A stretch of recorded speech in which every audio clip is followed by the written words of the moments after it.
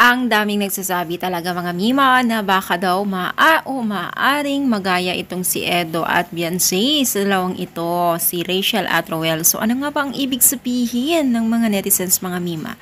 So syempre guys, bago natin pagpatuloy ang ating pag-support today's video, kung bago ka pa lang sa akin channel, please subscribe, like, and pakit na rin po natin guys ang notification bell upang ma-update po tayo tuwing ako nag-upload patungkol sa Team Kalingap. And please support po natin ang buong Team Kalingap, lalong-lalo na po kila Kalingap Rab at Kuya Bal. Alam niyo ba ang daming nagsasabi na balang araw daw magiging ganun din daw itong si Kalingap Edo at Beyonce. Ano nga ba ito? Ang sabi nila ay baka daw balang araw ay magiging sila din daw at aantayin din ni Edo ang pagiging isang ganap na 18 years old itong si Beyonce. So ang dami talagang kinikilig hanggang ngayon mga Mima, Diyos ko, wala pa nga pong katotohanan pero ang dami na pong kinikilig na baka daw ganon. So why not no? Kasi kung sila talaga.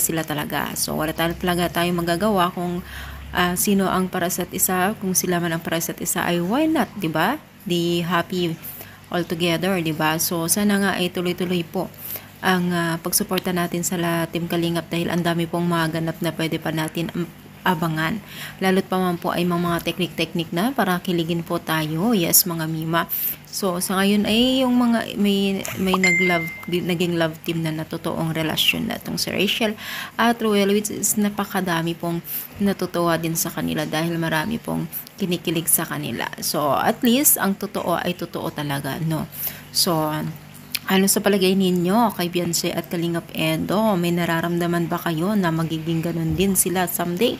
I-comment lang dito sa baba at palike po ang ating video. Thank you so much guys. More power and God bless po guys.